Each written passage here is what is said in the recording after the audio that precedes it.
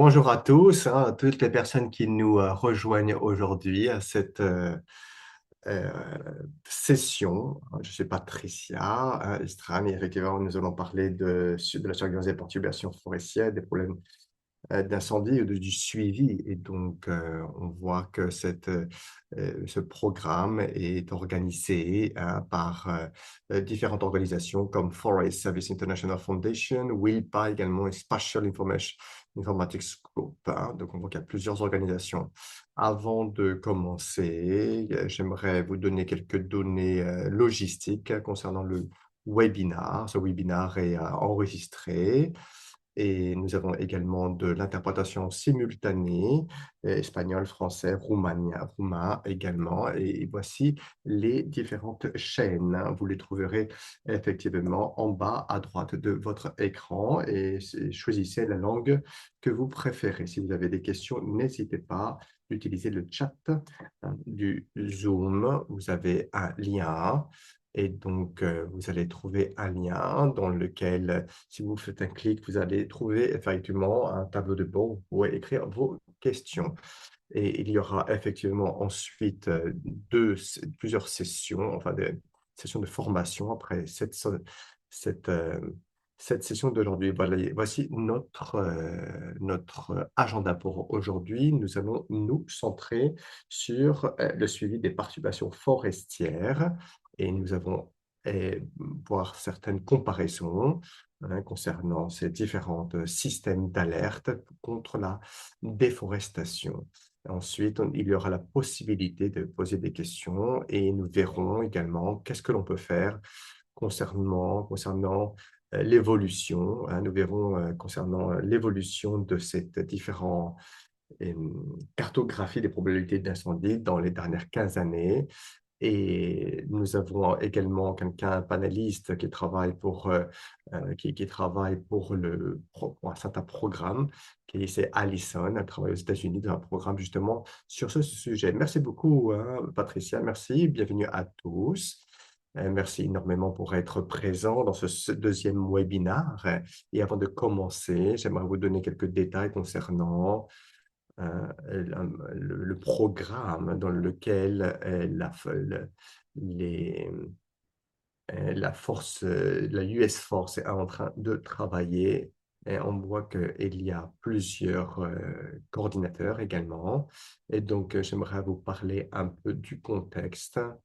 Donc, je pense que beaucoup d'entre vous sont déjà familiers avec ce programme. On a commencé en 2010 et c'était une agence qui travaillait sur la surveillance, hein. Il y avait la NASA également qui était inclus. Et dans les dernières 5 années, et on a commencé à se centrer sur la formation et également vers certains pays tropicaux pour travailler avec eux concernant effectivement, le suivi. Nous continuons à recevoir, hein, des fonds du gouvernement, mais dans les dernières années, nous ne sommes plus un organe du gouvernement. C'est ça, on continue à recevoir certains fonds, mais on n'est plus vraiment une entité gouvernementale. On collabore avec avec un État, hein, et donc d'un État des États-Unis. Et maintenant, ce que l'on fait, on se centre sur la formation. Et dans l'année dernière, nous avons développé effectivement nous avons organisé une session de formation et je pense que cette série de webinars fait partie, hein, de ce changement que l'on a concernant l'éducation concernant ce que l'on est en train de faire, hein, concernant ce sujet. Ce webinaire a 3 sessions. Le premier, c'était à propos de la surveillance par intermédiaire des outils. Et donc maintenant, je vais vous parler des systèmes d'alerte pour le suivi et également la cartographie et bien sûr les applications pratiques. Donc, voici le contexte.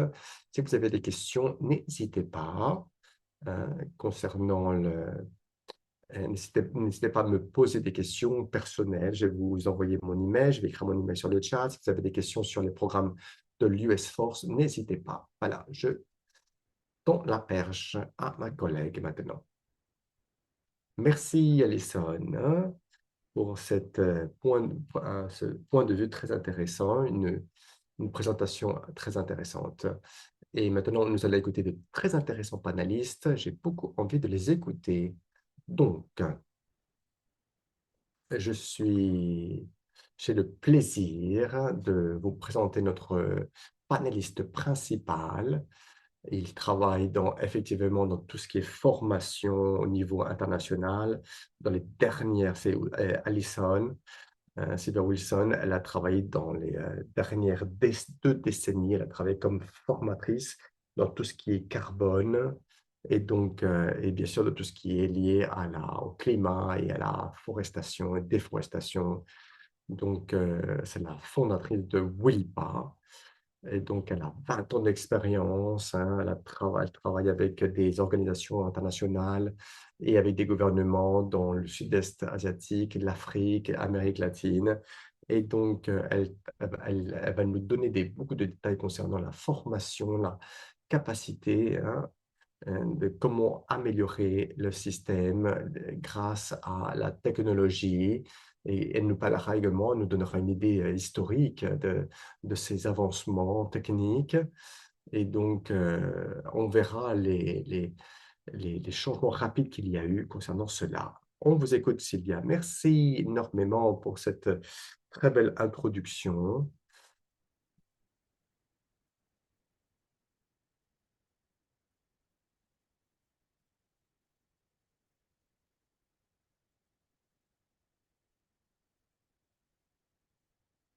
Alors, j'arrive pas à voir mon écran. C'est bon? Merci Patricia, de nouveau. Merci à tout le monde pour être ici, présent. Donc, comme elle a bien mentionné, je vais vous parler d'un modèle de développement des capacités concernant le carbone. Je parlerai de la période de 2011 à 2025. C'est vrai que je vais me centrer sur effectivement l'Amérique latine, mais l'Asie du Sud-Est, le sud-est asiatique, l'Afrique centrale, également tous ces pays, toutes ces zones peuvent utiliser cette analyse que l'on va avoir. Donc, on va parler d'une période de temps spécifique à où nous sommes actuellement, hein, comme pays individuellement. On parlera également des différents besoins concernant les capacités techniques pour améliorer l'utilisation des modèles d'évaluation des alertes. Et nous avons développé également des sessions, des ateliers. Donc, nous avons invité des experts de tout le monde entier, de plusieurs parties du monde, à nous parler de leur innovation et également des ressources qu'ils ont utilisées. Et également, on a parlé, grâce à eux, on a pu voir qu'est-ce qu'on pouvait faire comme concernant le futur de notre collaboration. Donc, on a échangé beaucoup d'idées. Donc, depuis 2011, nous avons déjà eu 27 ateliers en Amérique latine, 15 ans d'expérience, 9 différents pays ont été les amphitryons et 6 différentes périodes techniques. Donc, tous ces échanges nous ont permis d'alimenter notre site Internet. Et donc, dans notre site Internet, il y a beaucoup de rapports, présentations, conversations et beaucoup d'autres outils que l'on utilise pour ces analyses. Et donc, j'ai mentionné auparavant qu'il y a 6 différentes périodes techniques. Alors, apparemment, je reçois plusieurs liens. Je ne sais pas ce qui se passe si je vais faire un clic, mais bon, voici le site Internet, hein. Je vais le publier également sur le chat.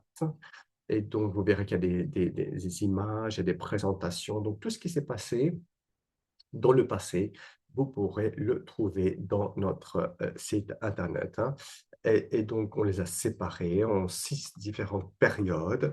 Donc, au début, c'est vrai qu'on a créé ou on a établi, on a édifié les fondations, qu'on a commencé avec ce programme de carbone. Et donc, c'est vrai que les systèmes hein, de suivi, d'alerte ont toujours existé, mais c'est vrai qu'on a eu certains soucis, certains problèmes pour envoyer les informations. Donc, on les a séparés par différentes sections, par zone. Donc, on voit maintenant comment les informations sont envoyées et disponibles. C'est vrai qu'il existe également dans le passé et dans l'actualité, il existe beaucoup de ressources et d'outils qui nous permettent de partager des informations grâce au cadre international qui a été établi. Et donc, c'est vrai que ça a été un moment, ça a été une idée clé, ça a été un élément clé pour commencer ces différents ateliers de formation. Donc, c'est vrai, dans les dernières 2 années, beaucoup de choses se sont passées. Et donc, tout ce qui est données, tout ce qui est Internet, on se rappelle que dans le passé, Internet était très, très difficile d'accès, hein, il était très, très lent. Et donc maintenant, on peut, grâce aux avances, on peut commencer à vraiment travailler et à utiliser la cartographie. Donc, on a eu vraiment un changement, un grand changement, un changement institutionnel également, que grâce à la collaboration des différents pays. Et il y a plusieurs pays qui continuent à travailler grâce à ce cadre international de collaboration. Je me rappelle, c'était dans l'année 2010, 2011. L'ONU également a permis effectivement l'UNRED et le FCP, FCPF hein, ont commencé à mettre en application différentes idées hein, concernant tout ce qui est carbone. Donc, c'est vrai qu'on a travaillé grâce à ces différents ateliers et on a travaillé concernant la cartographie par l'intermédiaire de ces différents ateliers. Donc, nous avons eu durant ces différentes années, comme on peut le voir ici, hein, on a réussi à regrouper ou regrouper des informations et on a commencé également à parler de plusieurs sujets, hein, de tout ce qui est air, par exemple. Et c'est vrai que durant cette période de temps, 2013-2014, hein, grâce à l'utilisation de la technologie et des différentes ressources, on a pu faire des changements, on a pu aider le changement institutionnel dans différents pays, hein, des pays avancés à ceux qui sont, dirons-nous, euh, liés à l'IPCC également, hein. Et ensuite, l'évidence nous a démontré qu'on avait la possibilité de prédire le futur. Donc, nous avons au moins en Amérique latine, on a commencé à travailler avec certains pays comme le Brésil, comme vous pouvez le voir ici. On a travaillé sur des systèmes d'alerte précoce pour éviter la déforestation. Et un des moments clés de changement, comme vous pouvez le voir ici, hein, c'est lorsque l'on a mis l'application du RED. Et donc, c'est vrai grâce à ces différentes présentations, on a pu vraiment analyser beaucoup de choses. Par exemple, le développement des capacités, ça c'est un changement institutionnel et ça a été une adaptation online également. Et au niveau du cadre international, c'est vrai également, on a eu l'agrément, l'accord de Paris qui a été adopté en 2015. Et donc tout ça, ça fait en sorte qu'on a pu regrouper énormément d'informations. Et toutes ces informations sont dans nos différents rapports. Et c'est vrai qu'on a eu des ateliers en ligne par Internet au Covid, mais également, hein, on a eu des réunions et on continue à avoir des webinars et des sessions, des ateliers en présentiel.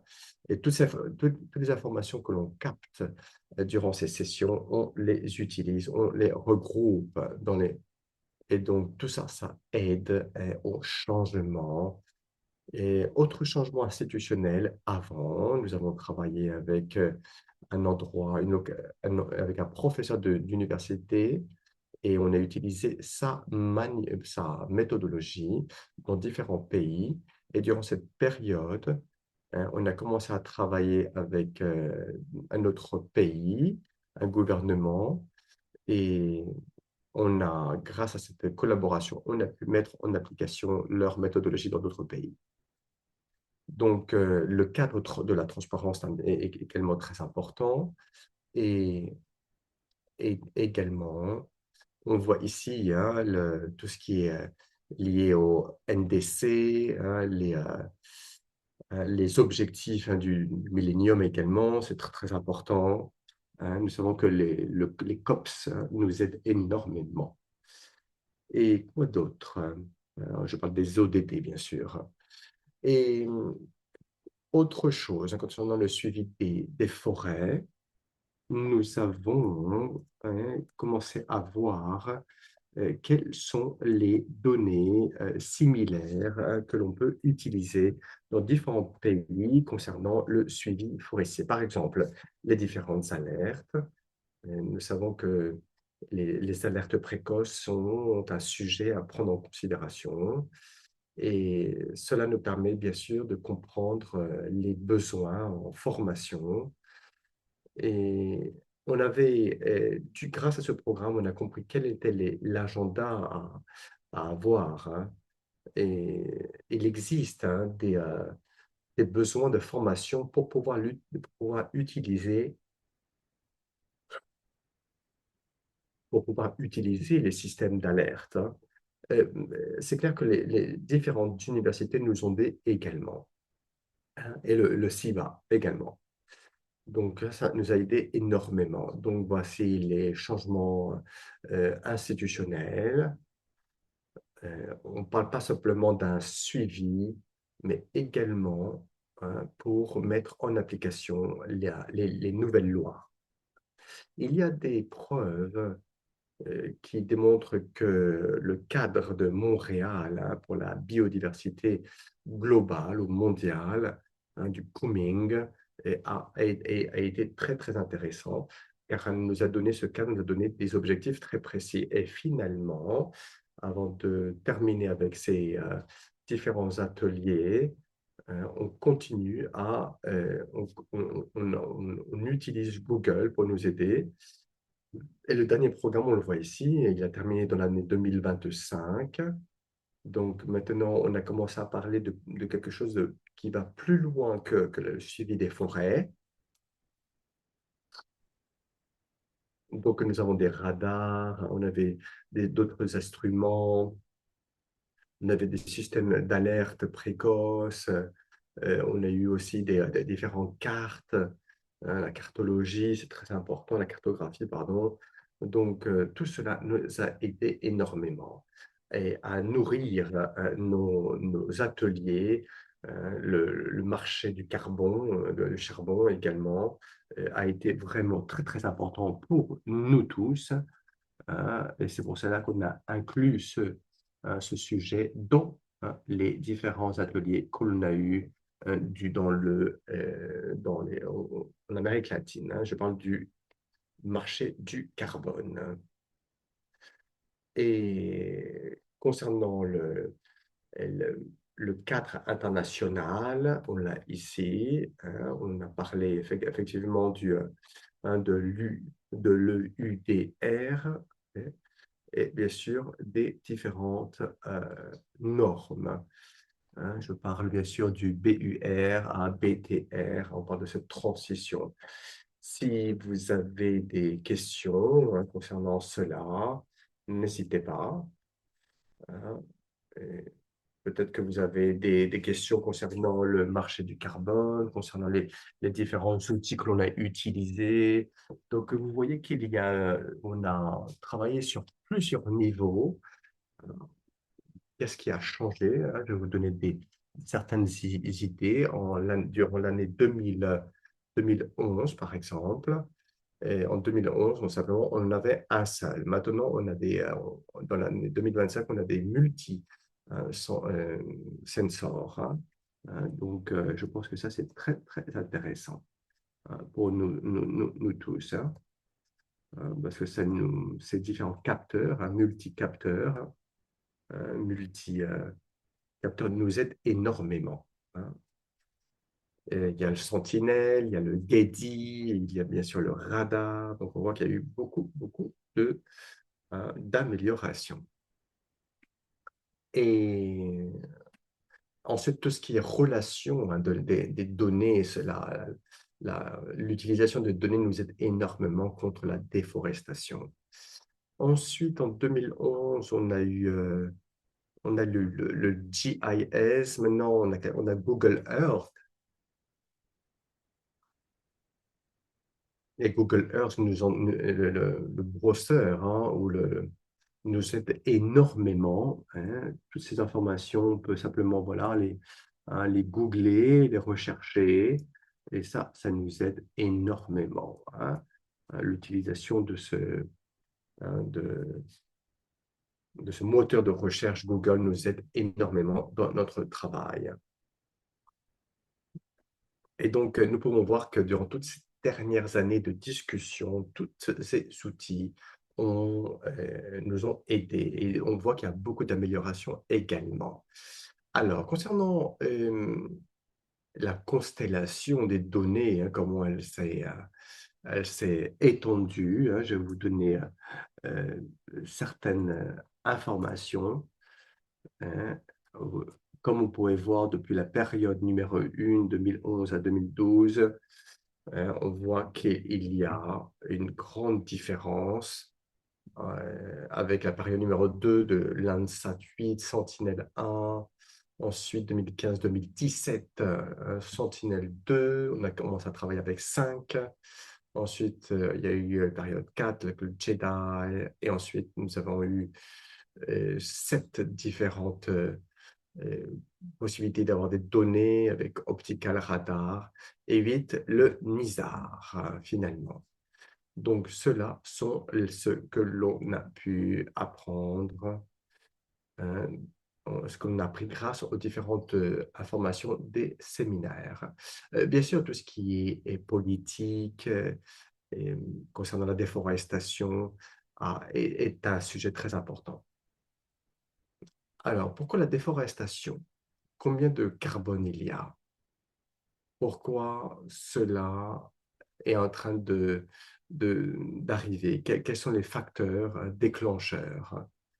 Euh, Est-ce que l'on peut euh, améliorer ou appuyer ou soutenir le cadre national d'information? Donc, quel genre de système nous utilisons actuellement hein, concernant ces facteurs déterminants? Eh bien, on parle de la gestion quotidienne hein, des différentes données. Et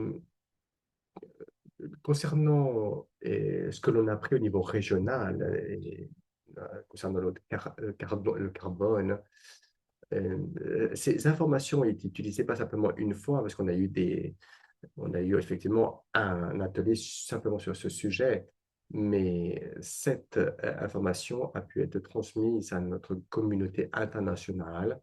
Et donc, notre atelier a été comme un pont, dirons-nous, hein, pour une plateforme pour pouvoir atteindre beaucoup de personnes intéressées dans le monde. Donc, le changement est très important, c'est sûr. Et ce changement va être possible grâce aux différents utilisateurs des différents pays. On voit ici que j'ai fini. Hein, j'ai parlé durant 4 minutes, 15 minutes, et maintenant, on va écouter hein, c'est un sujet qui est très intéressant. C'est les alertes de déforestation. Nous, on n'utilise pas simplement un genre, hein, mais plusieurs dans différents contextes. Donc, si je dois choisir quelque chose, hein, je peux vous dire que c'est ma favorite, hein, l'utilisation de cet instrument. Merci, Patricia.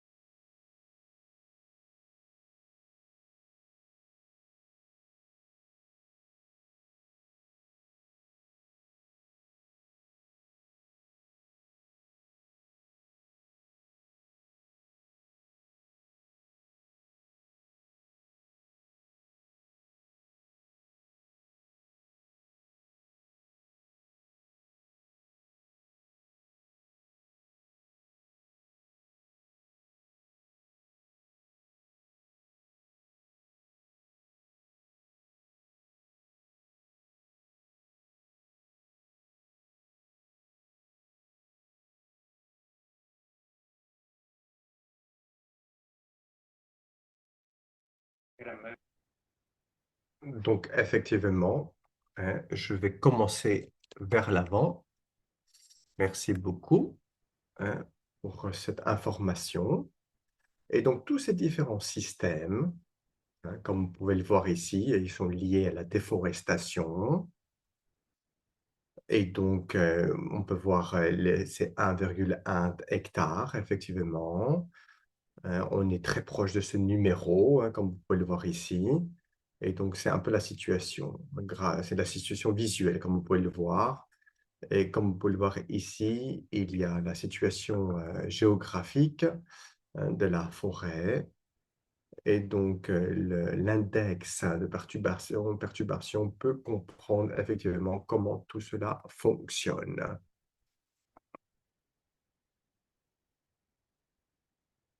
Et donc, sur Vietnam, il y a effectivement au Vietnam une clairance. Effectivement, il y a cette information sur des différentes données ici. On voit les alertes, par exemple, il y a plusieurs points, comme vous pouvez le voir ici, qui démontrent effectivement l'amélioration. Donc, l'utilisation de ces différents outils nous permet de savoir quels sont les différents niveaux d'alerte selon le site, selon l'ubication, selon le site, effectivement. Donc, et après quelques semaines, on voit que Sinex a détecté des choses, GLAD, elle, une semaine après, le système CNES, c'est un mois après, le GLAD, c'est comme une semaine après. On voit que selon le système d'alerte, il y en a qui fonctionnent mieux que d'autres. Donc, et effectivement, vous pouvez le voir ici, il y a de l'information concernant le GLAD.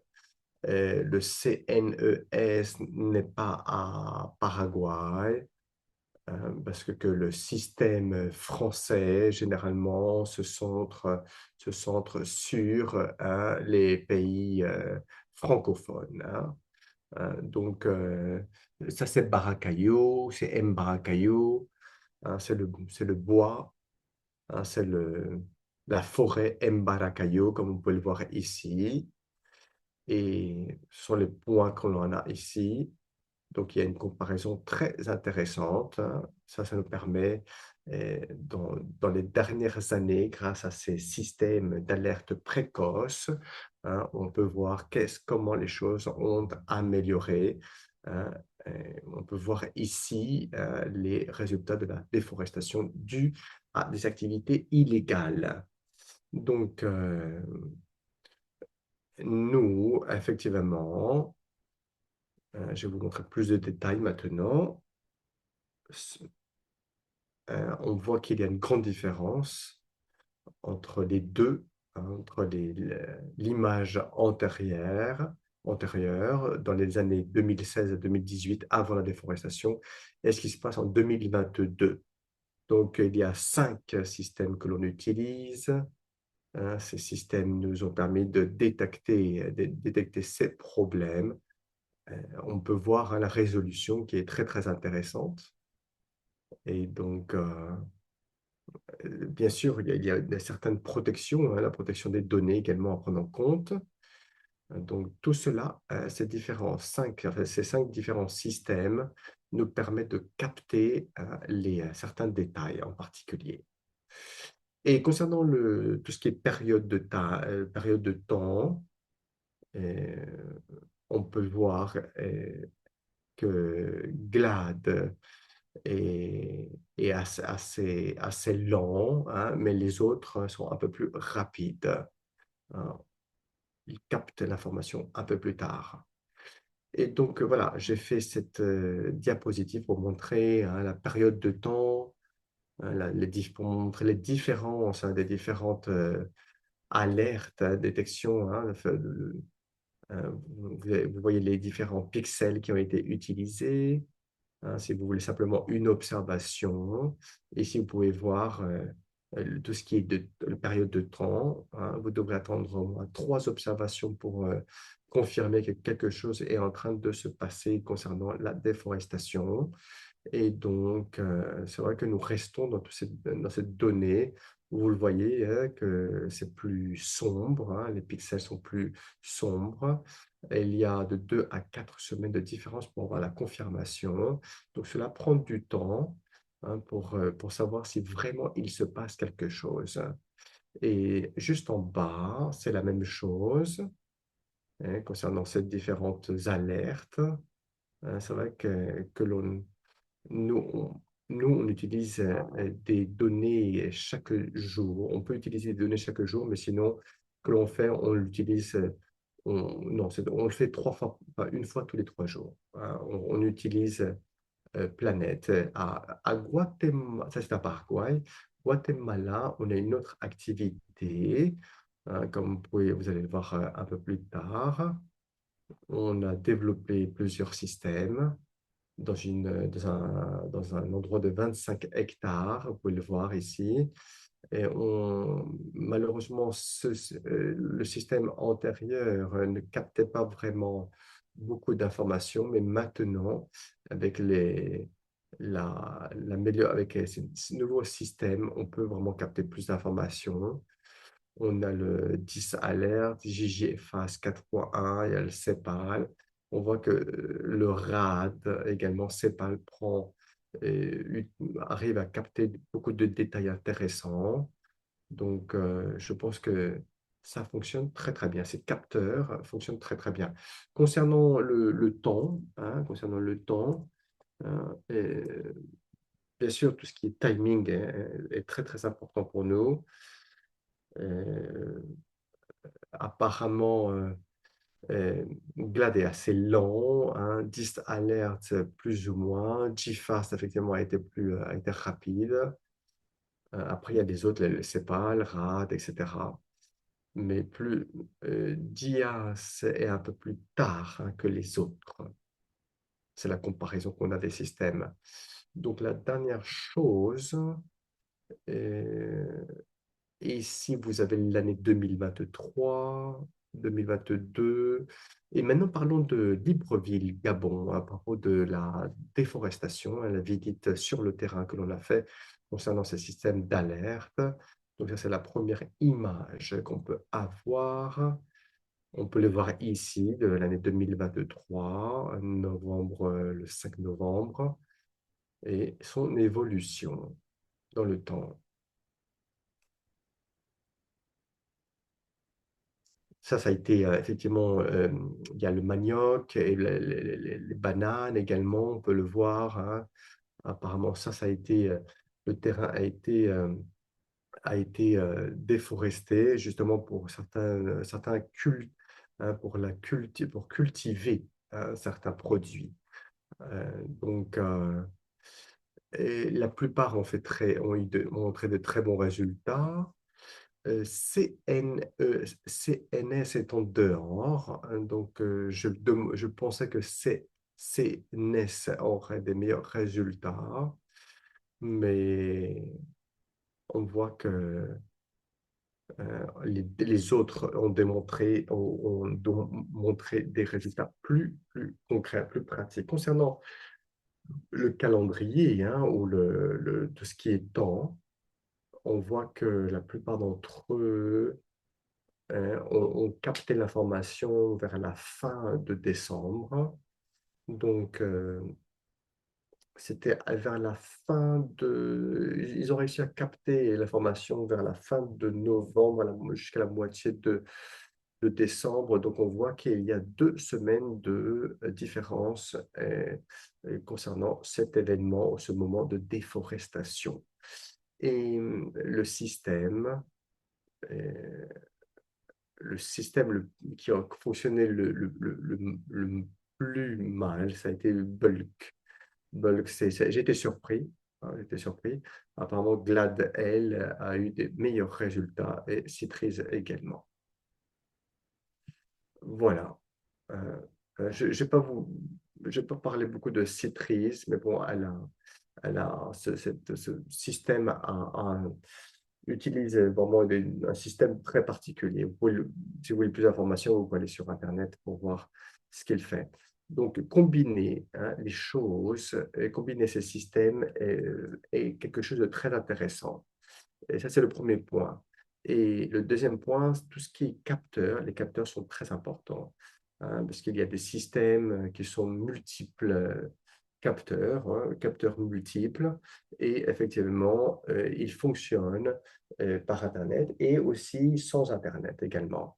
Donc, si vous recevez, et notre point que j'aimerais vous donner, si vous recevez cette information, l'information le plus rapidement possible, vous allez bien sûr avoir plus confiance dans ces différents systèmes. Alors, c'est vrai qu'il existe également différentes caractéristiques, paramètres à prendre compte. Et ça, vous pouvez les utiliser. Vous pouvez les ajuster ou les ajuster selon vos priorités concernant la détection en fréquence ou la réduction de fausses alertes. Ça, il faudra voir ce que vous voulez. Et c'est vrai qu'il existe de plus en plus de nouveaux systèmes qui nous permettent de développer euh, certains programmes, mais il existe des alertes précoces qui n'arrivent pas vraiment à nous dire quelle est l'activité qui cause les problèmes. Il y a des systèmes précoces qui ne nous disent pas s'il y a un typhon qui va arriver ou une tempête qui va arriver. Il y a un manque d'informations. Mais bon, je pense qu'avec l'amélioration des infrastructures et entre elles sociales, on pourra améliorer tout cela, toute, ce- toute cette détection précoce de déforestation. Donc, il y a beaucoup de choses qui doivent se faire concernant cette procédure. Il faut acquérir cette information d'alerte, combiner les alertes, évaluer la validité, la priorité, tout ce qui est priorisé, des alertes confirmées, informer également de l'application des différentes lois, euh, et ensuite les différentes actions à prendre concernant les différents événements. Et donc, parfois, il y a des alertes qui peuvent monter jusqu'à ou atteindre jusqu'à 1000 alertes par jour. Donc, c'est pour cela qu'il faut avoir un plan, il faut savoir, il faut former les personnes pour pouvoir utiliser ces différents outils et de cette manière protéger les personnes qui sont dans des zones vulnérables. Et donc voilà, merci énormément. C'était ma dernière diapositive.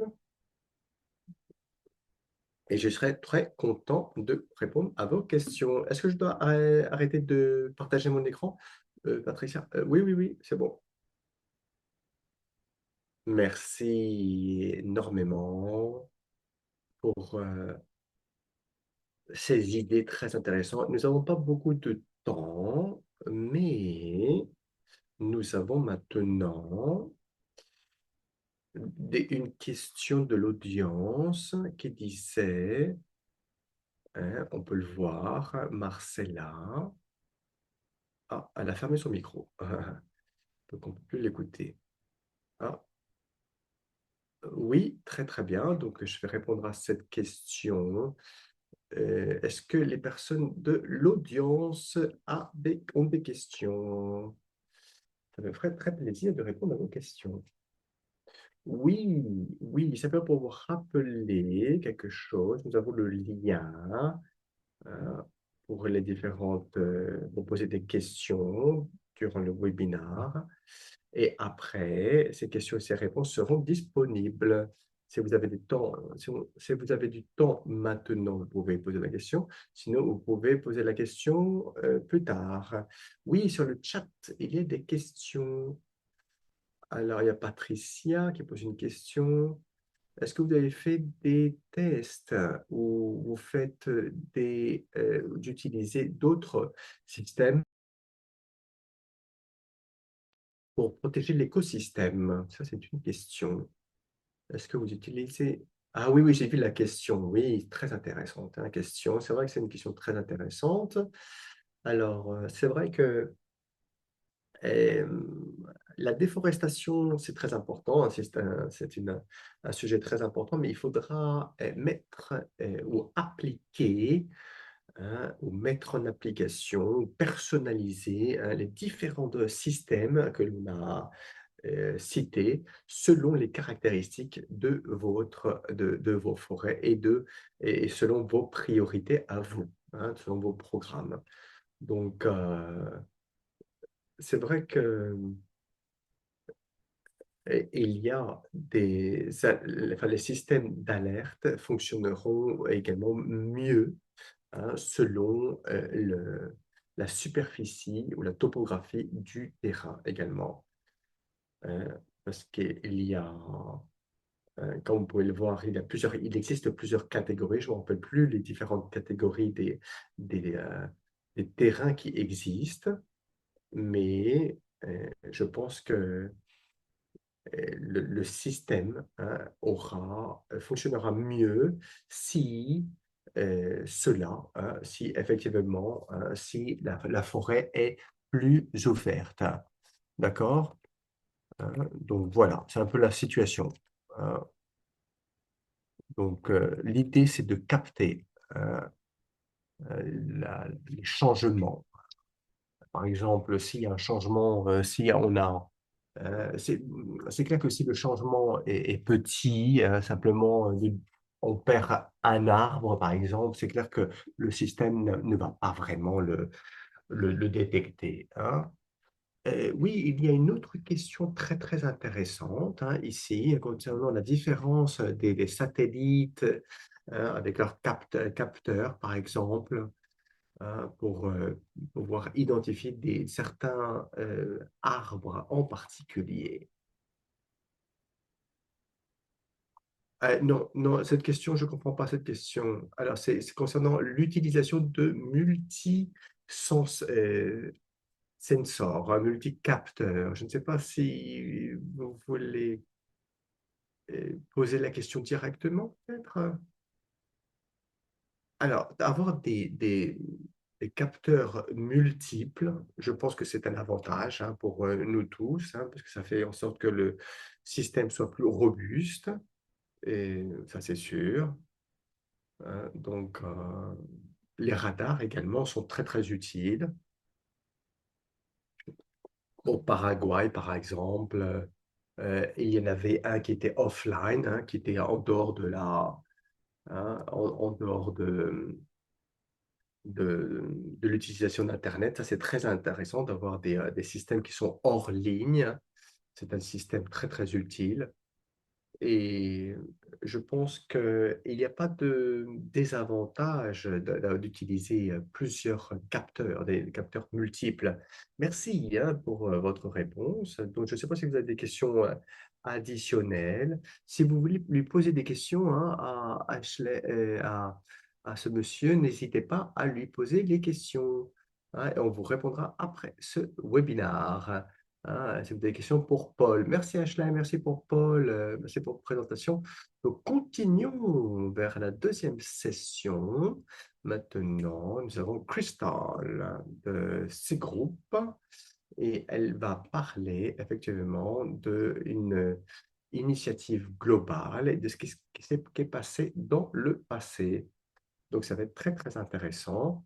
Alors, elle parlera effectivement, hein, de la cartographie qui est relationnée, hein, avec les différentes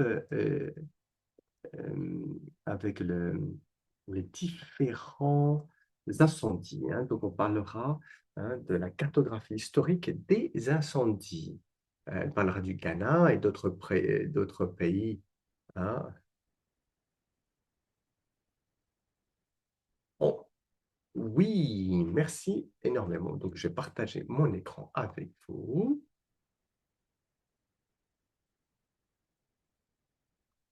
Très bien. Donc, une fois encore, mon nom c'est Cristal Westpestad et je vais parler de les initiatives, hein, que l'on a que nous avons, eu, et on vous parlera ensuite de l'évaluation des probabilités d'incendie. Donc, parlons pourquoi ce travail est nécessaire. C'est vrai qu'il y a une différence il y a une différence selon le pays, hein, due aux différentes situations. Il y a des différences, hein, selon le pays, bien sûr. Les régions, hein, même à l'intérieur du pays, parfois sont différentes. Donc, c'est pour ça qu'il y a certaines régions qui ont qui ont un historique plus étendu d'incendie que d'autres régions. Pourquoi? Parce que nous savons que cette information peut être utilisée. Ensuite, cette information peut être utilisée au niveau mondial, hein, car autre facteur différentiel, c'est tout ce qui est timing, hein, le temps, hein, la chronologie, hein, selon les différentes saisons. Donc, lorsqu'on parle des différentes probabilités, je pense que c'est très, très important, hein, de faire cette évaluation. Et il existe une démarche qu'on peut utiliser au niveau mondial. Donc, lorsque l'on parle des risques et on parle des probabilités, et effectivement, il y a des probabilités qu'il y ait des incendies, hein, qu'il se passe hein, que des incendies se réalisent, hein. Donc, ça fait partie, hein, des risques. Donc, ce projet a été utilisé, hein, par enfin, ce programme a commencé à être mis en place par plusieurs personnes qui ont utilisé des satellites, et j'en parlerai un peu plus tard. Donc, j'aimerais vous proposer deux programmes euh, concernant, hein, cette cartographie historique des incendies. Vous pouvez utiliser l'IA, vous pouvez utiliser le Servir également, et Google, et tout cela peut nous aider énormément. Et ensuite, il y a certains pays qui ont utilisé d'autres systèmes, hein, concernant cette cartographie historique des incendies. Donc voilà un point de vue global du projet. Donc, vous avez cette information ici. Et qu'est-ce que vous en pensez?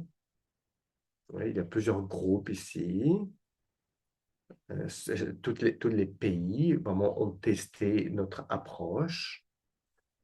Et il y a des pays de l'Amérique latine, d'Asie, d'Afrique. Et notre démarche, c'est d'utiliser une démarche antérieure pour, euh, pour être plus efficace. Donc, je vais parler d'un programme qui a été utilisé concernant les incendies en Thaïlande. C'est une amie d'ailleurs. Et donc, cela a été utilisé dans plusieurs régimes et plusieurs pays qui ont travaillé dans tout ce qui est ces les différentes récoltes, hein, ou cultures, hein, de produits. Et on voit l'importance de travailler en collaboration, bien sûr, avec les agriculteurs et les personnes, et de comprendre les régions et les risques. Et faire cette évaluation permet, hein, de réduire, hein, tous ces différents problèmes, hein. Donc, il est très important d'utiliser ces données et ces ressources avant de la saison des incendies. Dans cet exemple, hein, on connaît bien sûr, hein, les différentes déclenchants en Thaïlande. Donc, sur la droite, vous voyez tous les déclenchants. Par exemple, on parle de la précipitation, la distance aux routes où les personnes peuvent avoir accès, et les différentes les différentes régions, les aspects socio-économiques. Et donc, lorsqu'on mélange, on mélange cette information avec les informations que Thaïlande a, on peut voir, hein, des détails très intéressants. Donc, on peut voir que sur les 10 dernières années, il y a beaucoup de choses qui se sont améliorées. Donc, on a entraîné ce système, euh, on a entraîné ce système, on l'a formé. Et donc, on peut le voir, hein, cette information à l'intérieur et à l'extérieur des incendies. Donc, on peut apprendre énormément de variables et on peut dire dans ces endroits, ces conditions peuvent avoir des feux et ces initiatives est plus liées à aux aspects de la région. Donc, il y a ce système, hein, d'apprentissage de l'intelligence artificielle. Une fois que le système de l'intelligence artificielle, enfin, on parle d'apprentissage automatique, hein. Et donc, c'est très intéressant ces différentes variables, hein. Ces variables sont très utilisées et elles nous permettent effectivement d'améliorer ce système de, de cartologie euh, des des incendies. Donc, en fait, l'idée, c'est de mettre en application.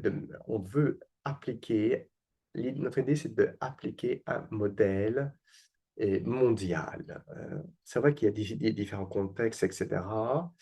Mais un modèle peut exister et existe pour tous les pays. Et de cette manière, on peut comprendre quels sont ce système peut nous aider à prévoir, à prédire, hein, les futurs incendies.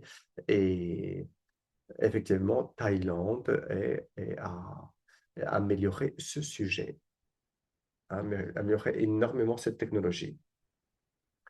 Et Thaïlande utilise 42 différentes variables, hein, 42 variables aux éléments. euh, et nous, en fait, on veut utiliser ou tester cela, pas simplement en Thaïlande, mais dans d'autres pays, dans le sud-est asiatique. Donc, on utilise bien sûr les données locales.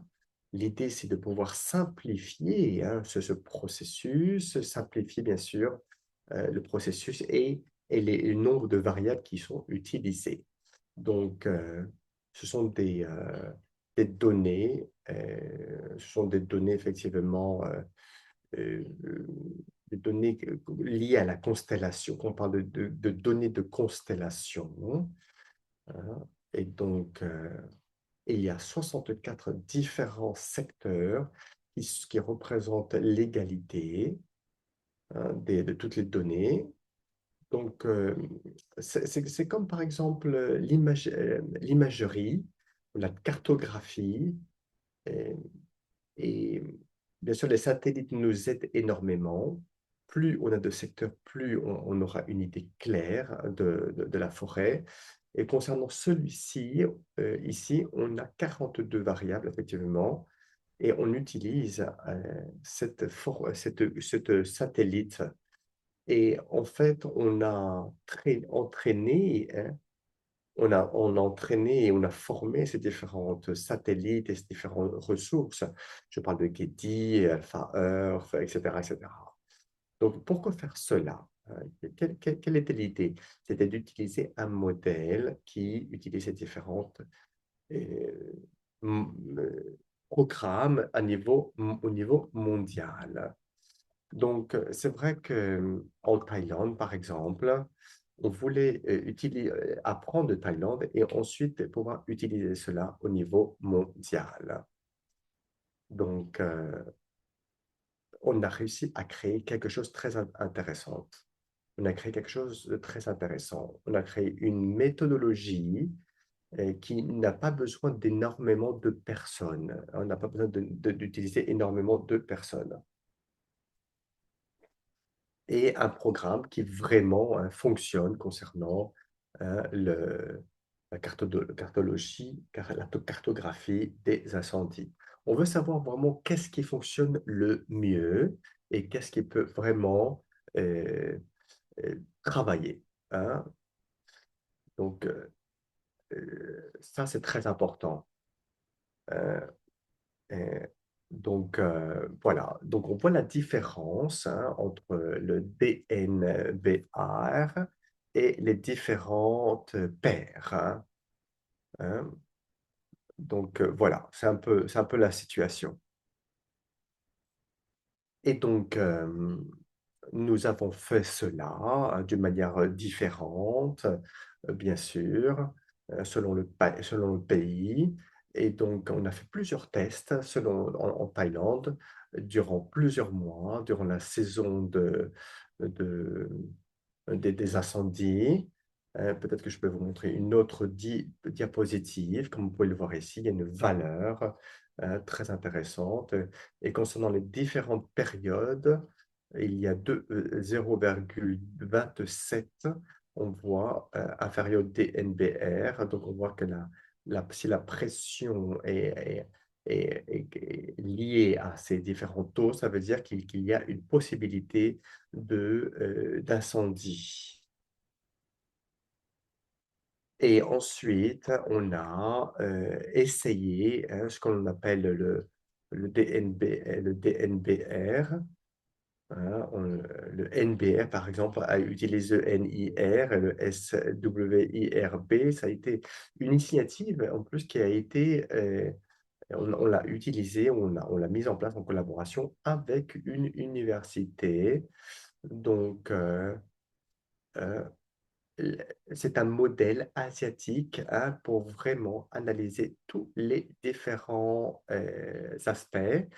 Et concernant le DNBR, hein, cette cartographie nous permet de voir s'il y a une amélioration ou pas. Donc, s'il y a 50% s'il y a une probabilité inférieure de 50% de NBR, cela veut dire qu'il y aura un impact sur les possibles incendies. Donc, on voit que le NBR dans ce graphique est haut, mais on voit qu'il est plus bas dans cette valeur. Donc, il faut voir où est-ce que le NBR a changé. Et ensuite, vous pouvez le voir en bleu, ça nous voit la ligne rouge, les probabilités ou les possibilités que le NRI va diminuer ou pas. On voit en août, on voit que ça monte et que nous sommes ici, hein, on pense que le NBR va se réduire.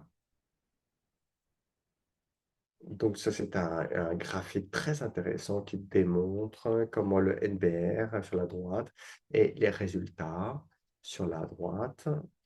Donc on voit sur la partie gauche en blanc hein, concernant les incendies et aussi les NRB, hein, comment les NBR, pardon, ont réduit, ont diminué.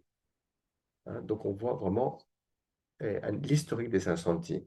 Donc, on demande à toutes les personnes de participer, qui ont participé, d'utiliser ces algorithmes et les combiner avec les informations qu'ils ont. Nous avons, en 2021, nous avons le Guégui. Ouais, dans cet endroit, on a eu beaucoup d'incendies. Donc, on peut utiliser également Google pour avoir plus de données d'une certaine région d'un pays et combiner ces données. Voilà, très bien. Donc ça, c'est un exemple des tests qui ont été faits à Brésil. Donc on voit que l'algorithme NBR a capté des détails très intéressants en bleu. Hein, on parle de l'agriculture. Donc, ce sont les tests au Pérou. En rouge, vous verrez les résultats de l'algorithme et en bleu, hein, ce sont une cartologie locale. Et donc, maintenant, ils ont beaucoup confiance dans cette carte. Et on voit la différence entre le bloc D et l'autre. Donc, bloc D a détecté beaucoup de changements. Et ensuite, on a comparé où les deux variables ont été utilisées. Par exemple, au Kenya, le DNBR a eu beaucoup de changements également, plus de 2 000 hectares en comparaison avec l'autre. Et donc, nous sommes, on, on voit que l'incendie, effectivement, a atteint simplement certains numéros, environ 50 hectares.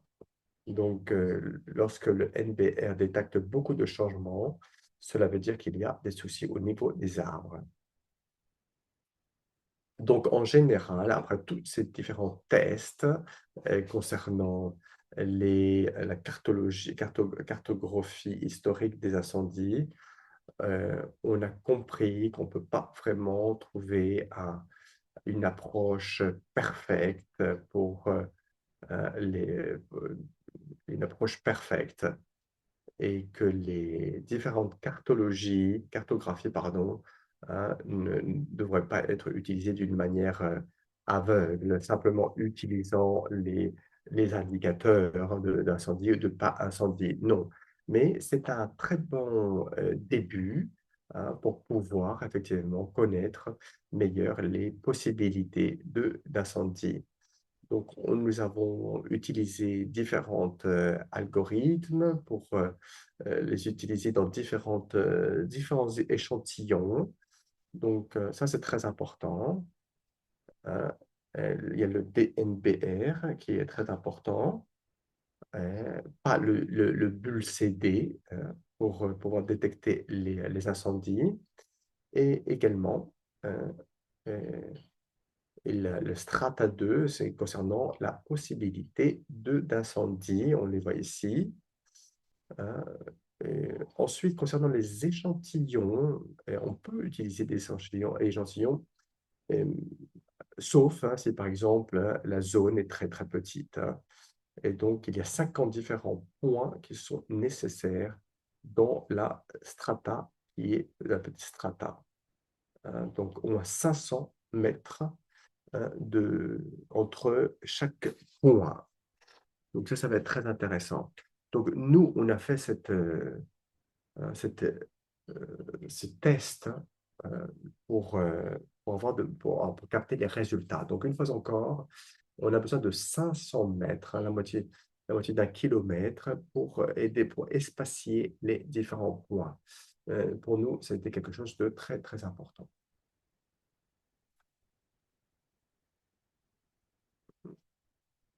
Donc, on voit la cartographie ici.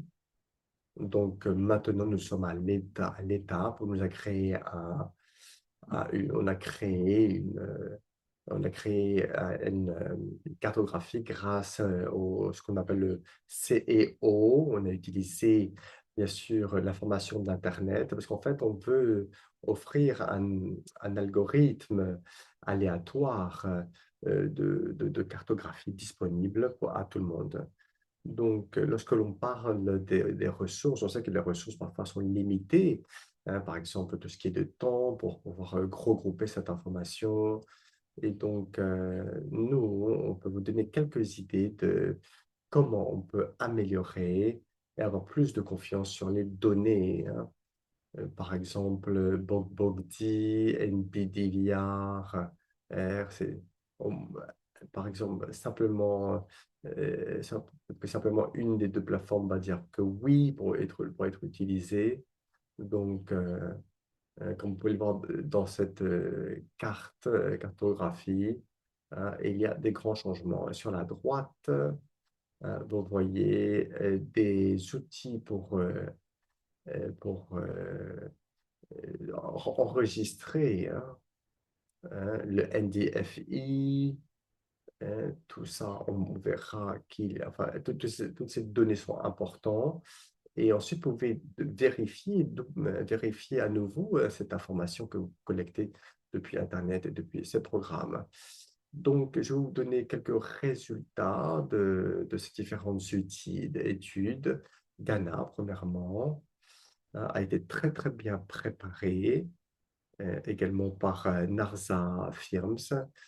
C'est vrai qu'au Ghana, Et entre novembre et mars, c'est là où il y a beaucoup d'incendies et c'est dû à la chasse, c'est dû également à l'agriculture et d'autres détails. Donc, c'est très important pour le Ghana d'avoir cela. Et quand est-ce que ça se fait? Euh, qu'est-ce que le Ghana comme pays a fait concernant la lutte contre ces feux de forêt? Donc, il y a eu plusieurs accords qui ont été signés avec d'autres organisations. Et ensuite, on a ce qu'on appelle le GABAM, hein. Et donc, ça a été très intéressant pour nous. Et ensuite, tout ce qui est probabilité également, hein, les probabilités sont très importantes pour nous tous. Par exemple, s'il y a une probabilité de 70%, l'idée, donc il y a des incendies, l'idée c'est de pouvoir réduire à 50%. Donc voilà, simplement je voulais souligner hein, ces détails très importants. Et également, il y a toujours la possibilité d'utiliser deux algorithmes ensemble. Donc, comment ils vont utiliser leurs résultats à la fin au Gabon? Donc, au Gabon, ils vont utiliser des probabilités, effectivement, euh, et également pour la protection des forêts. Tout ça, c'est important.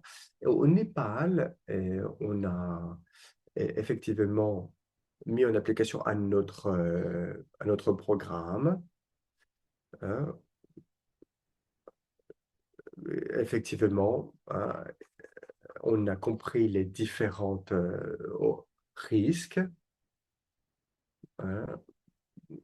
Et donc, il y a des systèmes hein, d'évaluation, il y a des systèmes de suivi qui ont effectivement, qui existent depuis de très, très longtemps. Donc, le DNBR également peut être utilisé dans les régions, dans les grandes régions. Et également, ils ont observé un problème avec l'utilisation des forces dynamiques concernant tout ce qui est eau, l'eau, et nous avons actualisé nos outils pour pouvoir utiliser effectivement l'eau, hein, ce qu'on appelle Dynamic World Water. Et donc, cela nous permet d'explorer le travail et offrir une mitigation hein, également, une réduction hein, des problèmes également. Donc, nous allons améliorer l'utilisation de ces outils. Hein. L'apprentissage automatique est très important. C'est ma dernière diapositive ici. Donc, dans le futur, on aura la possibilité de former aux personnes intéressées à utiliser ce programme. Et toute cette information va être publiée euh, selon le pays. Donc, moi, j'encourage les pays à utiliser l'information, le résultat de nos recherches pour lutter contre les incendies. Donc, j'espère que beaucoup de pays dans tout le monde entier, vous puissiez utiliser ce modèle. Merci.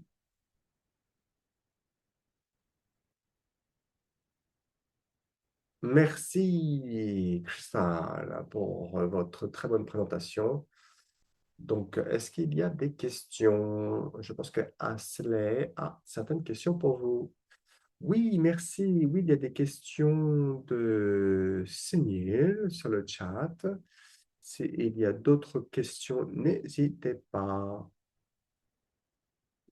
Très bien. Oui, concernant les paramètres pour évaluer les risques et avoir des résultats en direct, c'est très important pour évaluer les risques. Et donc, associer euh, tout ce qui est topographie, les producteurs économiques, ce sont des éléments à prendre en compte également. Et donc, je pense que ça, c'est quelques questions qui sont dans le chat.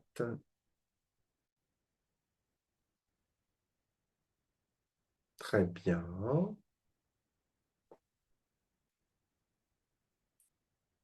Oui, concernant les différentes alertes précoces, c'est vrai qu'elles devraient, vous avez raison, elles devraient être utilisées, et on devrait les utiliser dans tout le pays, au niveau national.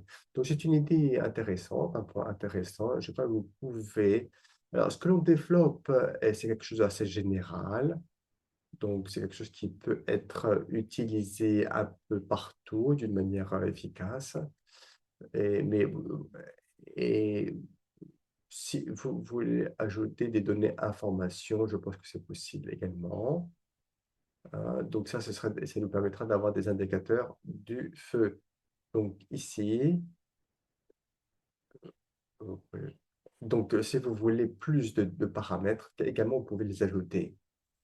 Et concernant les différents événements et d'évaluation des risques, ça, c'est clair que c'est important. Nous, on parle des possibilités d'incendie, mais le risque final, c'est de la vulnérabilité et également les problèmes de réponse dans le temps. Et donc, finalement, euh, je pense que l'évaluation des différents programmes dans différents pays nous aide à avoir un, un- un système d'alerte précoce qui soit efficace. Et concernant la cartographie, une fois encore, nous avons utilisé, on a récolté, on a regroupé des informations qui soient simples et faciles d'utilisation, rapide. Donc, c'est vrai que nous, on a besoin de, de regrouper énormément d'informations dues à la nature de notre travail. Donc, voilà, je crois que c'est la fin de tes questions. Oui, merci énormément. Et donc, voilà, c'est la fin de ce webinaire. Oui, merci Christelle, pour répondre à ces questions. Donc, voilà, c'est c'est l'heure. Et j'aimerais vous dire, vous remercier à vous tous, à tous les panélistes, merci Sylvia également, Cristal, pour vos excellentes présentations. Et c'est vrai qu'au niveau institutionnel, en fait, nous, on a une série de webinaires, hein.